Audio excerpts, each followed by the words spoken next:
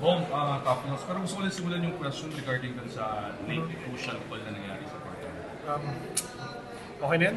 Siguro, move on na din. Siguro that time, malaki kasi si Calvin so kailangan may contact.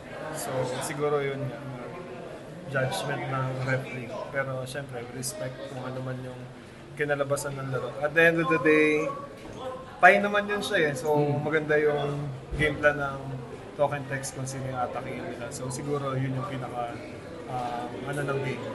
Pinaka nagbigay ng resulta. Of course, great run for Meralco this conference. Even though nagbalik na yung import, were able to get a win with Patrick Garner. Ano lang masasabi mo sa pinakbo niyo? Yun. Sobrang, gaya nga nasabi ni Coach Nenad, sobrang proud siya sa team.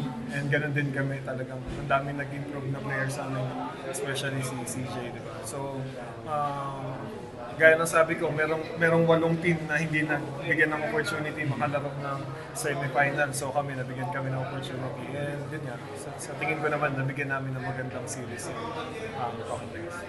Tingin niyo mas magiging nakakatakot yung lineup ng Meralco with CJ Cancino, Virgil, and of course, Jason Brickman. Actually, yung team naman namin, hindi naman siya kumbaga, hindi lang isa, dalawang player yung kailangan para manalo kami So as a team talaga, yung game kanina, breaks of the game, isang possession lang, pwedeng mabago yung game. Up sila ng 10 pero, di ba, fourth quarter, nabigyan kami ng opportunity makabalik. So siguro siguro yung team na to, from player 1 hanggang player 16, talagang ready to play. So siguro yung mga nabibigyan ng opportunity talagang maximize namin yung opportunity na binibigay sa amin ni Coach Nena. At the same time yung Wolves ng Meralco.